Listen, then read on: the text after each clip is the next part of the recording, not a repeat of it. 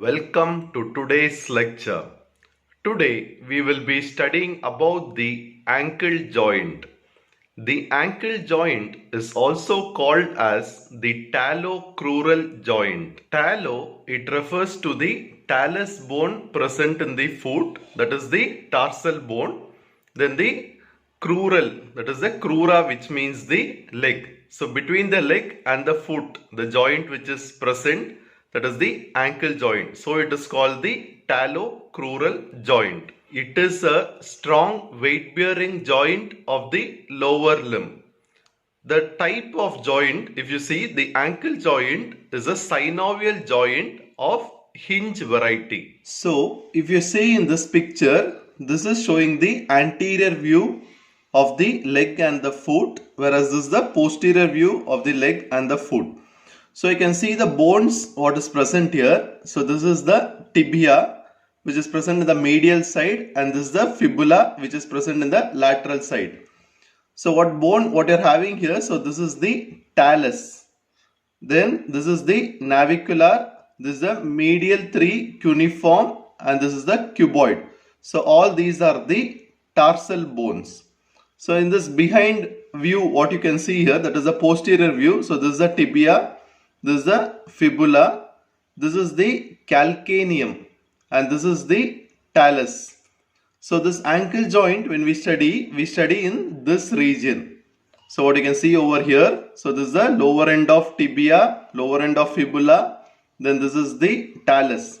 So this region will form the ankle joint. This picture is put just to show you how an hinge appears. So usually this will be present in the windows and in the doors. Usually it will be placed vertically. So because of that you will be able to close and open the windows and doors. So in ankle, due to this hinge variety, what happens is you will be able to do dorsiflexion as well as the plantar flexion. This is the side view of the bones of the foot. So you can see all these are the tarsal bones. So you can see this is the talus. So this talus will take part for the formation of the ankle joint. This is the calcaneum, this is the navicular, then you can see the medial cuneiform. So this is the lateral view how it appears. So for studying the ankle joint, you have to know about this bone, that is the talus. So this picture is showing the superior view of the talus. This is the inferior view of the talus. So in superior view what you can see here, so this is called the trochlea surface. So this trochlea surface will only articulate with the lower end of the tibia. So also other surfaces you can see here. So this is the medial surface, this is the lateral surface. We will show it in the other views also. So this is the from below how it appears. So this is for the articulation with the calcaneum, which will be present below it, and anteriorly you will have it articulating with the navicular bone. That is why it is called the navicular surface. So this is how the talus appears from the lateral view. This is how talus appears from the medial view. So from the lateral articular surface, when you see here, so it is like triangular in shape, whereas the medial articular surface you can see it is comma shape. Now we will study about the articular surfaces. So coming to the proximal articular surface. So this is forming the proximal articular surface. So it is formed by the articular facets of the lower end of tibia. So this is the tibia, this is the fibula. So this tip of tibia here, this is forming the medial malleolus, whereas this from the fibula, this lower end is forming the lateral malleolus. So this articular surface, that is the proximal articular surface of the ankle joint, is formed by the lower end of the tibia including the medial malleolus. Then you are having this lower end of this fibula. So here you are having the lateral malleolus. Then between this tibia and this fibula, in the lower end there will be an ligament, that is called the inferior transverse tibiofibular ligament. So all these they form the proximal articular surface, that is lower end of tibia along with the medial malleolus. Then this is the lower end of fibula, this is forming the lateral malleolus. Then you are having the inferior tibiofibular ligament. So this picture is showing from the inferior view how it appears. So this is the lower end of tibia, this is the medial malleolus, this is the fibula, lower end of fibula, this is forming the lateral malleolus. So all these three together, so that is the medial malleolus, lower end of tibia, then the lower end of fibula, that is the lateral malleolus, then the inferior transverse tibiofibular ligament which will be attaching these two bones. So all these three together, they form a deep tibiofibular socket. So this is called the deep tibiofibular socket. It is also called as the tibiofibular mortise, MORTISC. So now coming to the distal articular surface. So the distal articular surface is formed by the articular facets on the upper, then the medial and the lateral aspect of the body of talus. So this entire thing is the body of talus. The upper, medial as well as the lateral aspects of the body of talus, they form the distal articular surface. The body of the talus, they present three articular surfaces. So this was the superior articular surface. Here you will get the medial articular surface and here will be the lateral articular surface. So the superior articular surface, this shape is pulley shape. So this is the pulley shaped superior articular surface and it is also called as the trochlea surface. So the superior articular surface is pulley shaped, which is called the trochlea surface. Then you are having the medial comma shaped articular surface. Then you are having the lateral triangular shaped articular surface. So all these are the distal articular surface of the talus. This is the wedge shaped body of the talus which fits into the socket above. So you can see how the wedge shaped articular surface of the talus is fitting into the socket which is present above. The articular surface of the inferior aspect of the lower end of the tibia, it articulates with the trochlea surface of the talus. So this is the superior surface, that is the trochlea surface. So you can see how it is articulating. The articular surface on the lateral aspect of the medial malleolus. So you can see this is the medial malleolus, that is the lower end of tibia. So this is the medial aspect, this is the lateral aspect. So in this picture, if you see, this is the lower end of tibia, this is the medial malleolus. So this is the lateral aspect, this is the medial aspect. So the articular surface on the lateral aspect of the medial malleolus, it articulates with the comma shaped articular surface on the medial side of the talus. So this is the talus, this is the medial side, this is the lateral side. So in the medial side of the talus, what you are having here, this is the comma shaped articular surface. So the lateral aspect of the medial malleolus articulates with the comma shaped articular surface on the medial side of the talus. Similarly, the articular surface on the medial aspect of the lateral malleolus. So this is the fibula, lower end. This is the lateral malleolus. So this is the medial surface of lateral malleolus. This is the lateral surface of lateral malleolus. So the articular surface on the medial aspect of lateral malleolus, it articulates with the large triangular articular surface on the lateral side of the body of talus. So if you see this talus, this is the medial side of the talus, this is the lateral side of the talus. So you can see the articular surface on the medial aspect of the lateral malleolus, which is articulating with the large triangular articular surface on the lateral side of the body of the talus. Now coming to the stability of the ankle joint, that is the trochlear surface on the superior aspect of the body of talus is wider in front than behind. So this is the anterior aspect, this is the posterior aspect. So in the front, what you can see, this trochlear surface, it is more wider comparing the posterior aspect.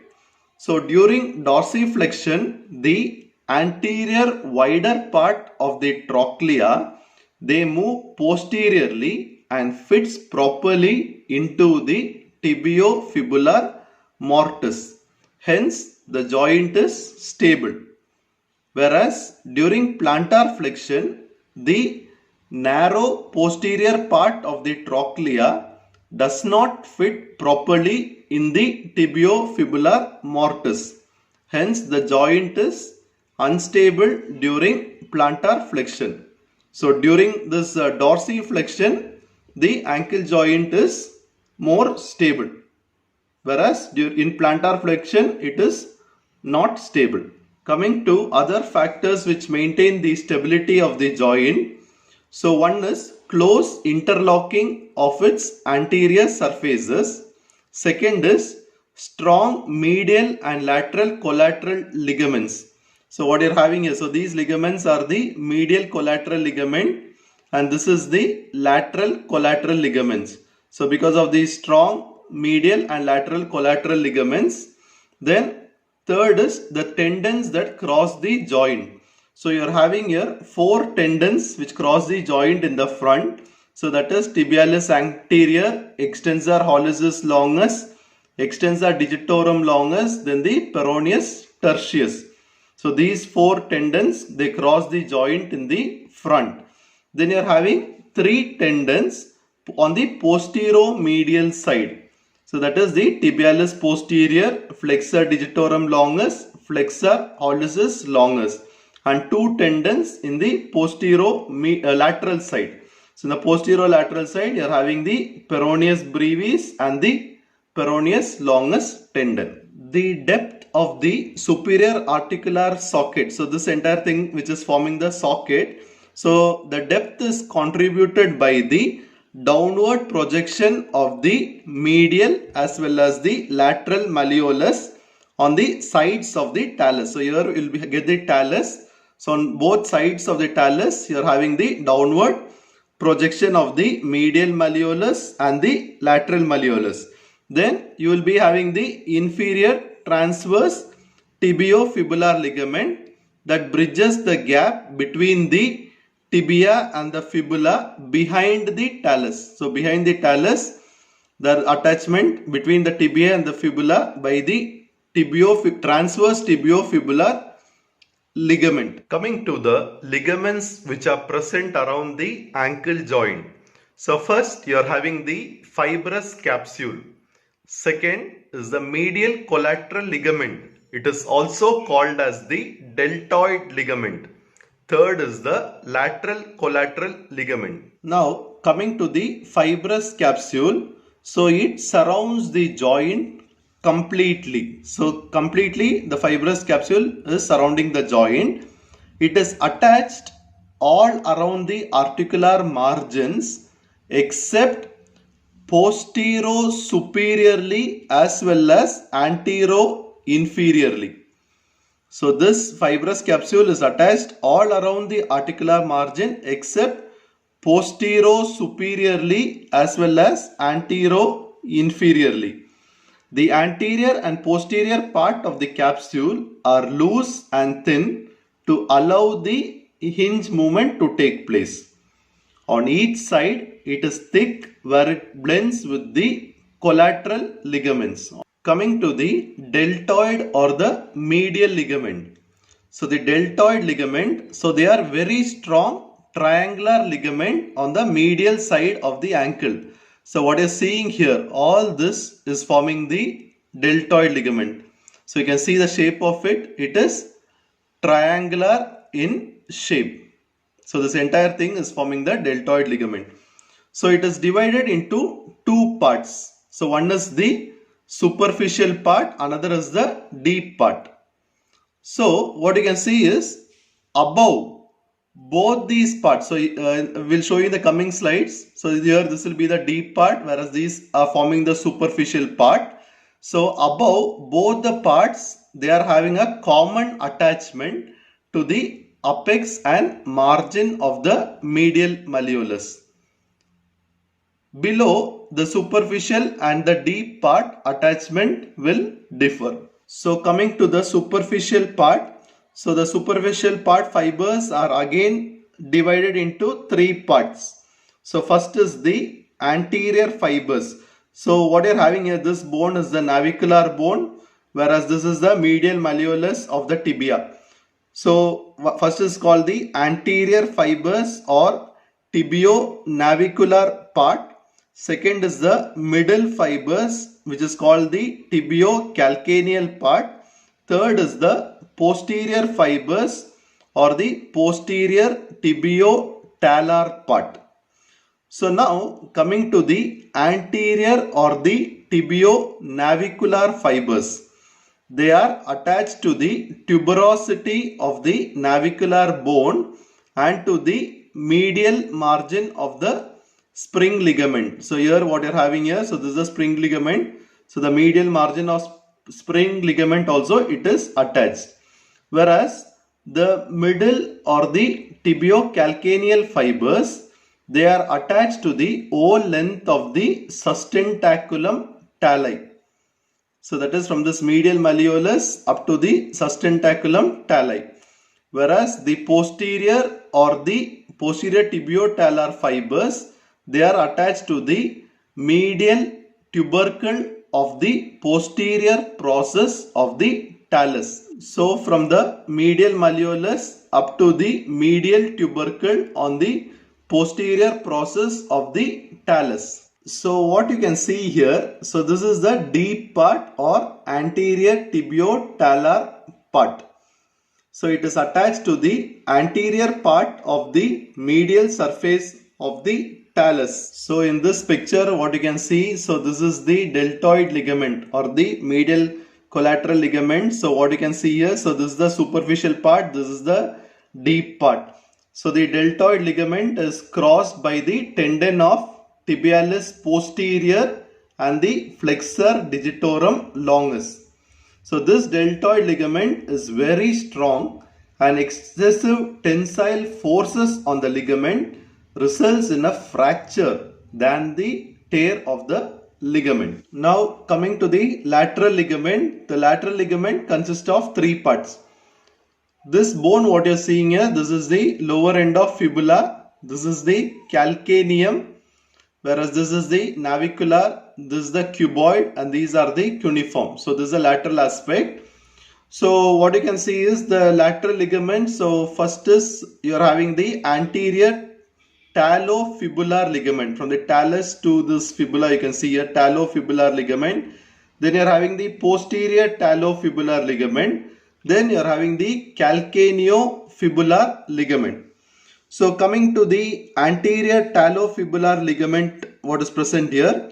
So it is a flat band which passes from the anterior margin of the lateral malleolus to the neck of the talus just in front of the fibular facet. So this is the posterior talofibular ligament. So it passes from the lower part of the malleolar fossa of the fibula to the lateral tubercle of the talus. Then this is the calcaneofibular ligament. So it is a long rounded cord which passes from the notch on the lower border of the lateral malleolus to the tubercle on the lateral surface of the calcaneum. So this calcaneofibular ligament is crossed by the tendon of peroneus longus and peroneus brevis. So you can see in this picture the calcaneofibular ligament which is present here. So you can see the tendons of the muscles, that is the peroneus longus and the peroneus brevis which is crossing it. Now coming to the relations of the ankle joint. So this is the anterior aspect, this is the posterior aspect. So this is called the posterior-medial aspect. This is the posterior-lateral aspect. So anteriorly from medial to lateral side, this bone what you're having, this is the talus, this is the lower end of tibia, this is the lower end of fibula. So from medial to lateral side, the ankle joint, anteriorly it is related to the tibialis anterior, extensor hallucis longus, then you are having the anterior tibial artery, then the peroneal nerve, extensor digitorum longus and the peroneus tertius. Whereas posterior-medially, from medial to lateral, you are having the tibialis posterior, then flexor digitorum longus, then posterior tibial artery, posterior tibial nerve, then the flexor hallucis longus muscle. Whereas posterolaterally, you are having the peroneus longus and peroneus brevis muscle. Coming to the movements which takes place in an ankle joint. So mainly you can see two types of movements. So one is the dorsiflexion, second is the plantar flexion. So in this diagram you can see this is a picture which is showing dorsiflexion. So the dorsum of the foot, this is the dorsum of the foot, this is the plantar aspect of the foot. So this dorsum of the foot, there will be flexion towards the anterior part of the leg. So in this dorsiflexion, the forefoot, so this foot again divided like forefoot, midfoot and hindfoot. So if you see in this foot, it is divided into forefoot, then the midfoot, then the hindfoot. So this hindfoot, what you're having here, so this bones, all these are the tarsal bones, they form the hindfoot. Then the midfoot, all these metatarsals. The rest of the phalanges, they form the forefoot. So in dorsiflexion, the forefoot is raised and the angle between the front of the leg and the dorsum of foot is diminished. Then in this movement, the wider anterior part of the trochlea is forced posteriorly between the malleolus. So this was the socket which you saw before, that is the lower end of tibia, that is forming the medial malleolus, lower end of fibula, then which is forming the socket. Then this bone what you are seeing here, so this is the talus. So this is just the diagrammatic representation to show that. So during the dorsiflexion, so it is also called as closed pack position of the ankle joint with maximum congruence of the joint surfaces. So here the wider anterior part of trochlea. So in the trochlea, in the superior aspect, you saw a wider anterior part and the smaller posterior part. So in this was the trochlea. So this was the wider anterior part and this was the small or the narrow posterior part. So this wider anterior part of the trochlea is forced posteriorly, so the ankle joint is more stable in the dorsiflexion position. You can see here there is no gap which is present between the lower articular surface of the tibia and the upper articular surface of the talus. So coming to the plantar flexion, so this diagram is showing the plantar flexion. So in plantar flexion, the forefoot is depressed and the angle between the leg and the foot is increased. So in this position, the narrow posterior part of the trochlea, so this is the trochlea, so this is the lower end of tibia. So you can see the narrow posterior part of trochlea surface of the talus, it loosely fits into the wider anterior part of the lower end of tibia. So it is a loose pack position of the ankle joint. The ankle joint is unstable in the plantar flexion. If a person is wearing high heels due to the plantar flexion, there is also possibility of the ankle dislocation to occur. The range of motion of dorsiflexion is 20 degree and the plantar flexion is around 45 degree. The dorsiflexion is controlled by L4 and L5 spinal segments, whereas the plantar flexion is controlled by S1 and S2 spinal segments. So the muscles which play a role for the movement such as dorsiflexion and plantar flexion. So you can see for the dorsiflexion, the principal muscle, that is the tibialis anterior. Then the accessory muscles are the extensor digitorum longus, extensor hallucis longus and the peroneus tertius. Whereas for plantar flexion, you are having the gastrocnemius and the soleus. Whereas the accessory muscles are the plantaris, tibialis posterior, flexor hallucis longus and flexor digitorum longus. Coming to the arterial supply of the ankle joint, so it is mainly by the malleolar branch of the anterior tibial artery, posterior tibial artery and the peroneal artery. The nerve supply is by the deep peroneal nerve as well as the tibial nerves. Now coming to clinical importance, so first is you are having ankle sprain.